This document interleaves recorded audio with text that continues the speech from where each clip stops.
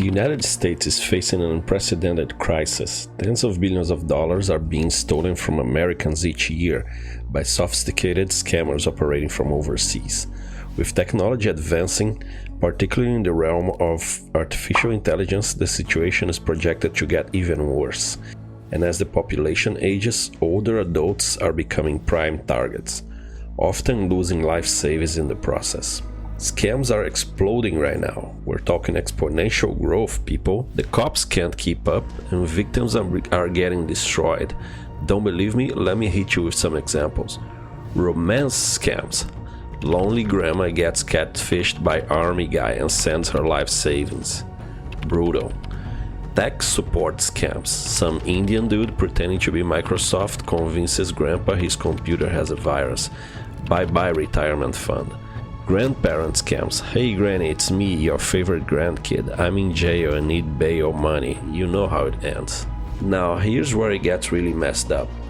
An 81-year-old guy in Ohio got scammed so hard he literally murdered an innocent Uber driver thinking she was part of it. William Brock was targeted by a scammer demanding $12,000 in bond money for a relative. Fearing for his life and believing Uber driver Lolita Hall was involved, Brock fatally shot her. She had no connection to the scam and was another victim of the fraudster. While Brock is facing murder charges, the real scammer probably sipping Mai Tais on a beach somewhere. But you don't know the craziest part? The government doesn't give a shit. Republican Congress is too busy pitting us against each other and making Americans fools while they get money from donors. Meanwhile, these scammers are living it up, no consequences, fat stacks of cash. Hell, maybe I should get into the scamming business. Just kidding, just don't come for me, FBI. Look, I'm not saying we should feel bad for boomers getting scammed. Maybe learn to use a computer, grandma, but this is getting out of control. What do you guys think? Are phone scams the new epidemic? Should we nuke India to stop the tech support scams? Several YouTube channels focus on exposing and denouncing scams, similar to Trilogy Media. Here are some notable ones. Jim Browning. Known for his investigative approach, Jim Browning exposes scammers by infiltrating their call centers and documenting their operations. Kit Boga is famous for his entertaining and educational scam baiting videos. He engages with scammers while using various personas, often leading to humorous and revealing exchanges. Scammer Payback. This channel focuses on scam baiting by directly confronting scammers over the phone. The Hoax Hotel. This channel takes a unique approach by creating scripted scenarios that involve scamming the scammers. Pleasant Green. Pleasant Green is a notable YouTube channel that focuses on exposing scams and educating viewers about various fraudulent schemes. The channel features engaging content where Pleasant Green interacts with scammers, often leading to humorous and revealing exchanges. For instance, in one video, he manages to get scammers to argue with each other over a secret shopper scam, showcasing the absurdity of their tactics while entertaining his audience.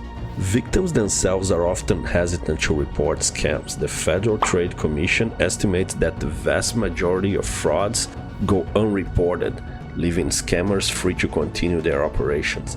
For many victims, the emotional toll of being scammed is compounded by feelings of shame and embarrassment. I felt very violated. I felt ashamed and also felt angry and stupid. If you've been the victim of one of these myriad scams, what should you do? First and foremost, don't blame yourself. I think the key here is to really avoid the victim shaming and feel like somehow this is your fault. The bad guys are the scammers. So first, listen to that spidey sense. The moment you feel like, you know what, my gut is telling me something's not right, or you may have been sending money to someone you don't actually know, have never met online, stop, cut off contact immediately. Shame, though, is pervasive and it's powerful. And what I'm finding is that people are once they realize what's happened to them, the shame overpowers them and it leaves them feeling like they are a terrible person, a stupid person, that you can't be trusted ever again. William Bortz, an 80-year-old San Diego resident, lost nearly $700,000 to a sophisticated scam involving a fake Amazon order and a non-existent refund processing center. Even after a lifetime of working in banking and financial services, boards struggle with self-blame, saying, "How could I have been so stupid?" There is hope on the horizon. The banking industry is investing in new technologies to combat fraud, with the American Bankers Association working on a program to coordinate real-time communication among banks to better flag suspicious activity. But banking officials argue that they can't do it alone. The US needs a comprehensive national strategy to combat scammers, as current efforts are fragmented and uncoordinated. Former FBI agent Brady Finter has launched the National Elder Fraud Coordination Center, a non-profit aimed at fostering better cooperation between law enforcement and major corporations like Walmart, Amazon, and Google. Finter believes that with the right resources and coordination, the tide can turn. There's very smart people and there's very powerful, wealthy companies that want this to stop. We do have the ability to make a greater impact. As scammers continue to evolve, so must our efforts to stop them. The stakes are incredibly high, not just in terms of money, but in the emotional and psychological toll on victims. The fight against fraud will require cooperation between law enforcement, private industry, and government. But with the education and the right tools, there is hope that we can turn the tide and protect vulnerable Americans from these devastating crimes.